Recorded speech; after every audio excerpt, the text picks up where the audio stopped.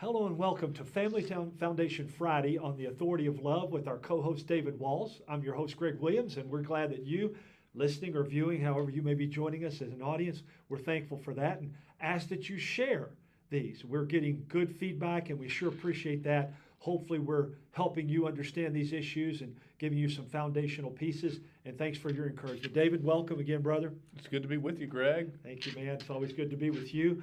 How are you doing? I know we're right on the verge of Thanksgiving. Here we are, right? Yeah, we're going to be visiting some family. Looking forward to the opportunity to get together with family.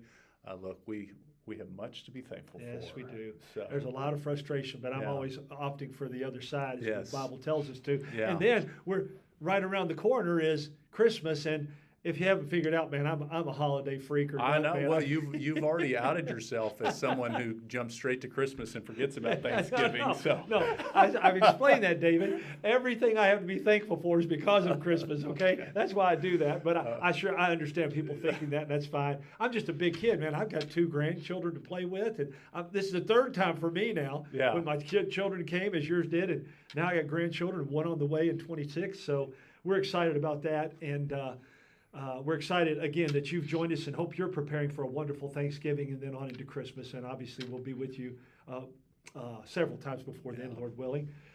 David, we want to revisit something that we've talked about before, but shockingly, it's come up again almost every day.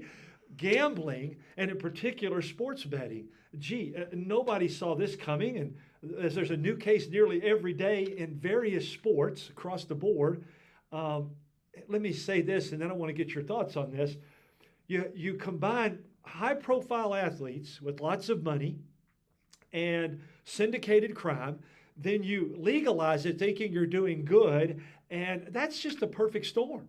We're seeing that, aren't we? It is, Greg. And honestly, before we were, as we were preparing to record, I started to try to pull together all the different gambling, sports betting related.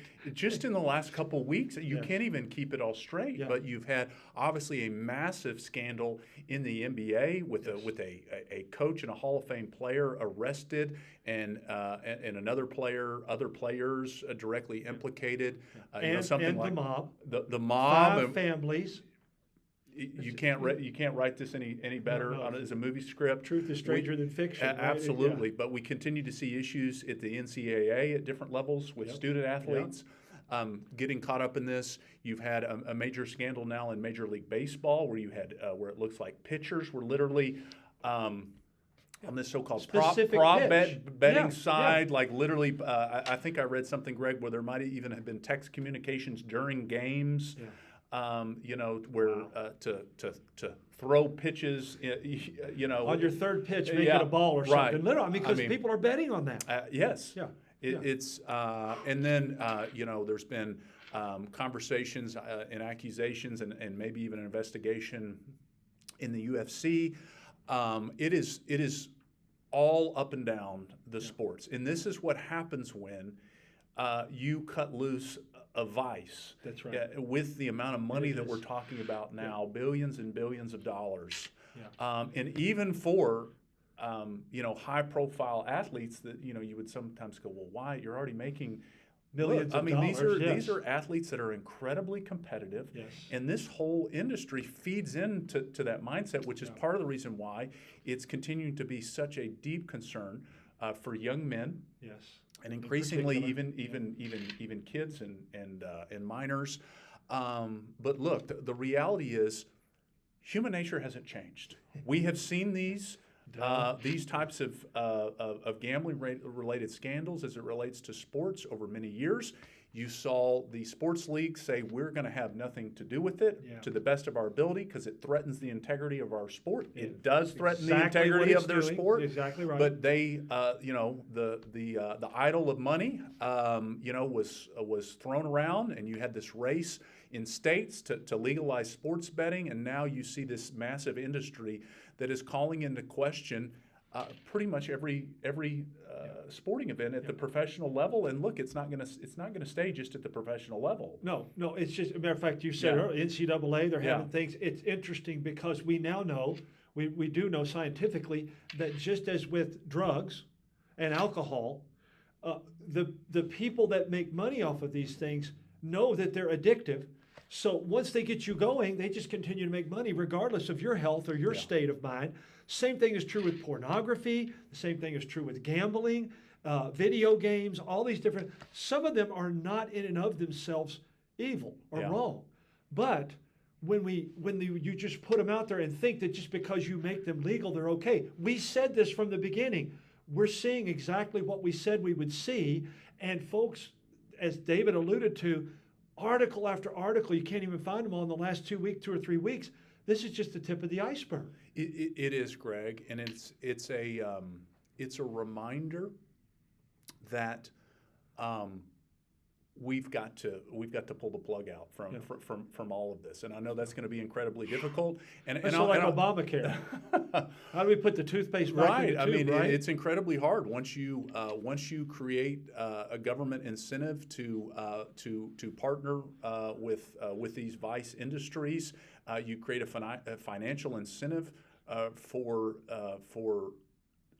the citizens to essentially try to fleece your own citizens. Yes. We live in a society where gambling has always done that. Oh, absolutely. Along with every other addiction, it literally fleeces your own people. Right. And it's even worse now, Greg, because of the digital age, because of the cell phone, that essentially every internet-connected device, every cell phone now is a mini casino. And that's how these industries are targeting people. Yeah. They know exactly how to hook people, to get them addicted, to keep them, drip, drip, drip, providing them opportunities to continue to throw money at this. And so, what does that mean? Well, it means, and I've seen some of these recent stats. We're seeing significant increases in the harm to the family dynamics, bankruptcies going up amongst families where gambling takes place. Greg, which we knew all along. Yeah, this is what we were talking about. And I've even seen some studies pointing to the fact that we're seeing an increase in domestic violence. Because the men most of the time that are participating in this.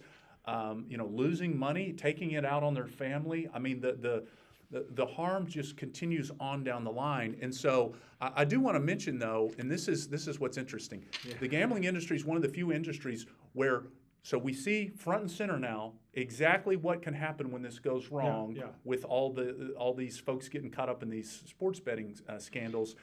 But then the gambling industry and those supporting it just double down and say, well, this is actually a sign that it's working. This is exactly what we were hoping to have happen, was to have every major sports league get caught up with the FBI and the mafia and bringing it into the light. Right. But I just have to, a former state legislator, Adam Koenig, who was continues to be a big proponent of the gambling industry and sports betting. He had an article, an editorial in the Herald Leader, and he literally said, essentially, he was pushing back on any calls to reverse course on the sports betting industry, and said that all these gambling scandals are, quote, a sign that the system has worked the way it should, and that legalizing sports betting has pulled this activity out of the shadows, he says, away from the mafia. Yeah.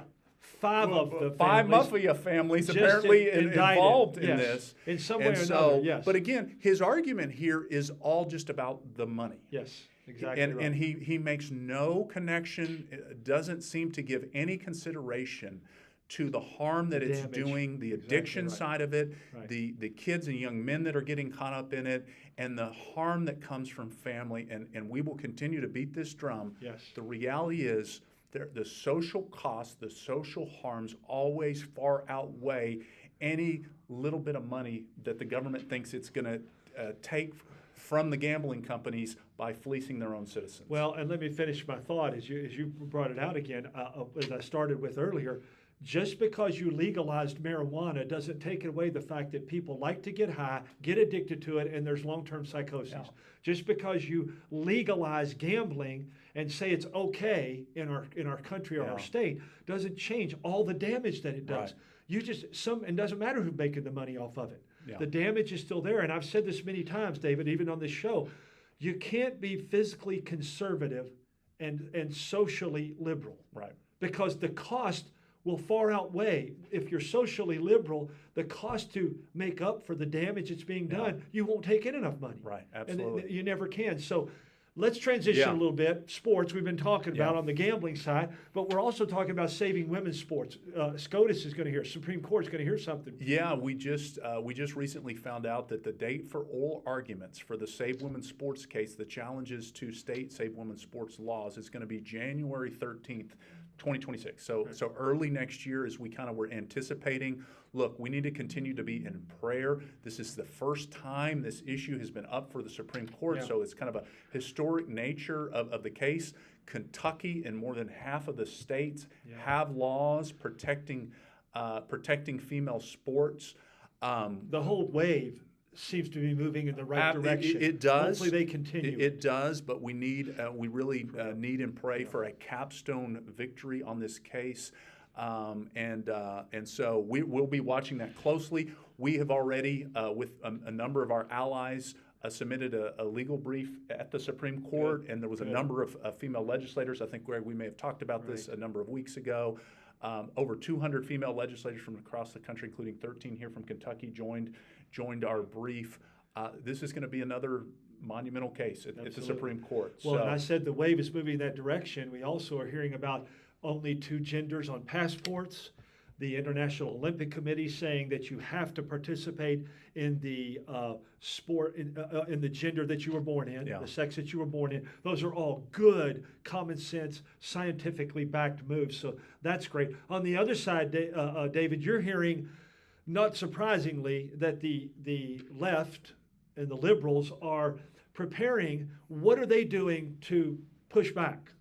Yeah, well, and specifically as it relates to the abortion issue, Greg, there was this, the New York Times published this piece after the recent elections, kind of giving a call to action for liberal Democrats heading into the midterms, and their centerpiece was, we have got to push for abortion laws at the federal level that would simply wipe right back out. To Roe. Absolutely. Well, in arguing, in some ways, their argument is even further than Roe. Because ultimately they want to see abortion on demand through all 9 months of pregnancy. They want to see our tax dollars pay for it. And so this is something, again, for any Christians, for any elected officials that thought the abortion issue was just going to kind of fade away. Yet again, another wake-up call. We're talking about a life or death issue. This issue is never going to go away, and so we have to continue to advocate. We're going to be doing that at the state level, but we also need we need to continue to encourage the Trump administration to take some other pro-life action, and we need to be encouraging our legislators, in the United States Congress, to be a voice for the voiceless on the issue of the unborn. But I would add to that, David. Exactly right. It's getting there. And I would add this, David, and I've known this because I've been in this history for the last 20 plus years. The groups that push for abortion, it's not just about aborting the baby. It's we want to push our agendas through comprehensive sex ed. Absolutely. Have everybody having sex with everybody. Literally, they'll say that, and then we got to cover up abortion. And by the way, we can make money when we're doing it. So you got to know that. So thank you for joining us. Thanks for your prayers. Thanks always to the Lord. Make it a great day, and God bless in Christ. I'm your host, Greg Williams, joined as always on Family Foundation Friday by our wonderful co-host, Mr. David Walls. And you're listening to Family Foundation Friday on the Authority of Love.